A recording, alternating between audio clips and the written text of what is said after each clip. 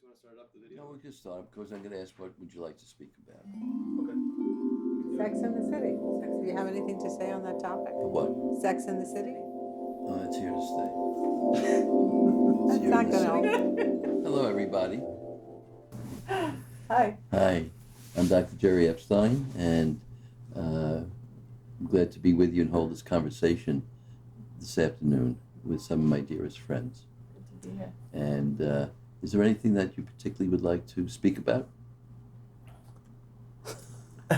No? We were talking about choice and decision earlier. Yeah, interesting Choice to and know decision? the difference, yeah. Okay, let's start with that.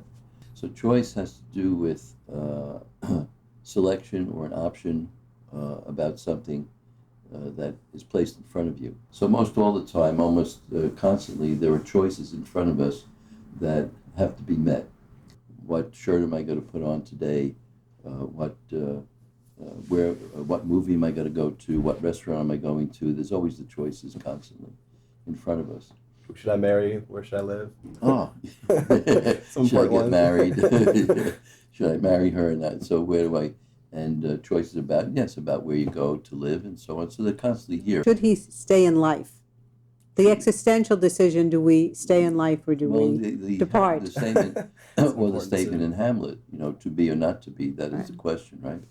So that's the great existential question that Shakespeare posed for us.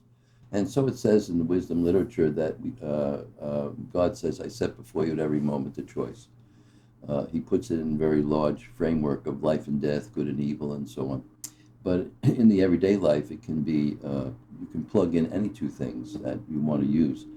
And even it gets to a very important function of living, which is, do I want to be a slave or do I want to be free? Which everybody is trying to work their way around and find their way out of. In truth, if you start to look about your everyday life and being yoked to jobs maybe that are very laborious or the kind of grind that you have to find your everyday life bringing to you. So we have these choices constantly before us, and so the idea is to select one of these choices. In spiritual terms, we're not interested in where it's going to go, what the outcome will be. And that's the great tripping up point. That's the point that we've been conditioned to focus on, which is a mistake in living. It's an error of living, to focus upon where it will take us. So we're supposed to know the outcome, the future of where it's going to result in. And that's an impossibility for us. We're not built to know that. We're not supposed to know that. But we're told we're supposed to know that. And so we have to spend so much energy and waste so much time and energy trying to figure out where it will be such that it will be good for us or bad for us, or will be the right thing or the wrong thing, which is a really major error of living that we've been exposed to and been miseducated to, and so on. What occurred to me, of course, is what was an early spiritual lesson that you also taught me, which was whenever you make a choice, like you're in your closet choosing your blue dress over your red dress, if you choose the blue, you're going to have to sacrifice the red. And that's just part of being in this world. There's always something you have to give up when you make a choice. So You can't hold on to everything. For something that you get, something must be given up. But the other point that wasn't quite clear to me, let's say I'm building a house. I have to make choices all the time. Do I get this washing machine or that washing machine? Don't I have to do planning and thinking about which one is going to work in a mechanical sense? Are you suggesting that I don't do any of that planning? Well, you can. Your plan is to buy a washing machine. Now you look up all the vast arrays of washing machines that exist, and when you begin to look it up, you see that there are untold numbers of them, and there are untold stores that sell them, and they're competing with each other for the prices that are better than the other. Exhausting. Exhausting. Now you're getting exhausted looking at all the possibilities, looking at the prices, how you're going to save some money here and find a deal here and a bargain here, and then you're going to kind of consult consumers' reports to find out how they look at it. So and then there were 1,700 reviews. So I got to call a few people to find out how they feel. You understand how it goes. I understand. And at the end of the day, when you collect all the data, and you are a data collection machine like that, in which you end up at the end of the day needing to take a nap, because you don't know what to do, and now you're at odds with yourself. You're at sixes and sevens. What do I do? Because I got all this data. Now I got to parse all this data. I got to go through all the data. I have to sort it out. And from all of that, I got to, I'm getting tired talking to you about it. And ultimately, at some point, you're going to be faced with the choice. But look at all the energy drainage. It's not to say that you don't find out some information, but, how do you know when enough is enough? You see, and it becomes a difficult matter because the more you learn about it, the more it's going to drive you to learn more about it. That's the way it works.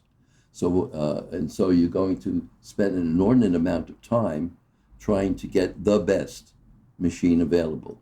And of course, now you're faced with the standard of the best versus the worst, and so on. Yeah, but 100 people said that one was great, but but then there were 40 people said it was not so good, but 60 people here, and then another day goes to look into it and to get it. But I can't quite. There's something about it, and I don't know. And I've asked the contractor, I don't know. And on the third day, did you get the washing? No, I didn't get it yet. And you see how much you've spent on that, and paid so much attention to your connection to this material thing, and you've lost sight of what else may be important in life to put our focus on. We say that the statement is too much is too much. We're going to an excess. And then somewhere along the line, though, you have to take the risk. And the root of the word risk is also the same as the root that gives rise to the word experience. Essentially, you're going to have to experience it, and you're going to have to experiment with it, and so on. So you're going to have to find out what's going on by taking the action. So the choice is the selection, and the action is the decision based upon the choice. That's all there is. We can't know the future, but we've been told that we're supposed to, or that we can figure, we can come to it, we can know it, and so on. And so it becomes then a matter between two, if you might put it this way, two meta issues, which is doubt and faith. Faith is having to take an action and take a step in the moment and not know where it's going. You're making a choice, you're selecting, and the decision that you take in connection to choice is the action to fulfill that selection, that option. So let's say you're choosing to take a sweater out of the drawer. So your choice is a whole array of them in front of you. You choose one, and the decision is the action that you take to pull it out of the drawer and bring it to you. So the decision is the actual fulfillment of a choice. It has nothing to do with right or wrong, good or bad. Yet it's been offered to us in that erroneous way. And of course, what that incurs in us constantly is an experience of doubt. And doubt means being torn in two, being conflicted in two ways, which then is really a way of stopping us and preventing us from movement. It actually paralyzes movement. To the degree that doubt can influence our lives and it paralyzes movement, we remain stagnant. In our biologically, physiologically, our energies begin to stagnate, because without the movement and the lack of movement, our muscles begin to stagnate. They can become dormant. They can become atrophied, and we lose our verve and our meaning and movement of life. Because life really is movement, and it paralyzes us from movement, feeling really at great conflict in ourselves, and we don't know what to do. And then it makes us then go out, and instead of becoming an authority for ourselves and finding our own way out of the situation, we always have to turn to somebody we think is an authority who knows more about us than we know about ourselves. And consequently, it makes us constantly dependent. So the notion of decision-making and doubt and choice being good, bad, right, or wrong actually puts us in the hands of another. And when we're put in the hands of another, we have to go to some authority who claims to know more about us than we know about ourselves, and becoming dependent on them, you can see that leads us to kind of bowing down before them. That is, we become kind of a slave to these beings outside of ourselves, and we don't find our own self-authority because we refuse to take that step, having to be assured about where it's going to end up, but we can't know. I hope that has given us some kind of light. Can I ask Almost, yes. What happens when it's not something where I can get data from the outside? Like so what? You said that at some point we become stagnant. And when we become stagnant, I'm guessing there's also sort of a fog of indecision. How do I get to an understanding of how do I get to a choice from a place of indecision where there's just, I'm overwhelmed with the stagnation and I haven't been able to find, the answer is in me. How do I get there? So we are trying to deal with what isn't, and to try to deal with what's uncreated and with what doesn't exist. And we keep deceiving ourselves that there's something that we can know. All you can know is what's in front of you. So were you thinking of like making an existential decision about whether I'm going to stay married to a person or not? Or that whether kind I of... want to move to London or not. And I've come to a place where I've dealt with the problem so much, I've projected the future so much that at this point I'm not even sure how to find that voice. You said I'm my own authority. How There do is I no find future. my own authority? Right, I understand that part, but now that I've ascertained there is no future, how do I come back? It'll come, the answer will come to you. It'll come to you immediately. Once you bring yourself back to the present moment, once you stay here and not project elsewhere, but into what I call the wastebasket of time, and you stop dumping your thoughts into that wastebasket and trying to project what it will be like, and you firmly say, okay, in a sense, okay, I'm here. I don't need to know about that. I'm firmly connected to where I am now, and it's open to me about going there, and I've accumulated some data. I found out, and I'm here now looking at the answer for myself, and I ask myself now, is it necessary, is it for me to go to London or not? Yes or no? And then and when you ask that question, the answer comes. There is a higher or inner source of wisdom that is connected and that is part of us and a part of our being in the world. And when we ask these questions like that to that higher source of wisdom, it gives us the answer. And once the answer is given, now then you follow and take the action to implement it. That's the decision. So you're taking the action to implement it. And then if you say, well, I don't know what's going to, and then you're suddenly going to get back into the future.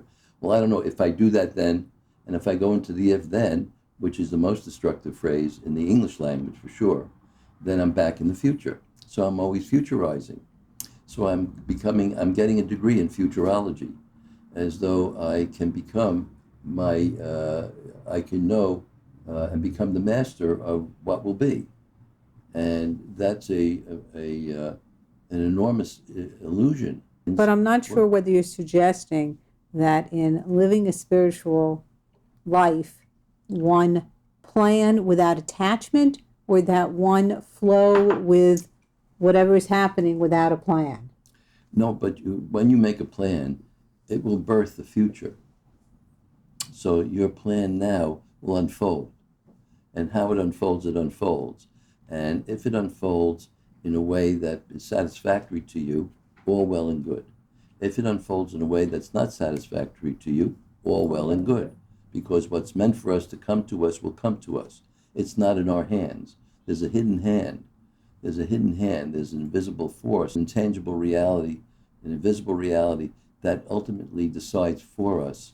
But we still have to take choices in our lives. And so you take your choice, and as the old saying goes, you made your bed, so you lie in it. So you take your choice and you go with it and take the action. And then take another action if you're not happy in lying. And then take another action, but you're not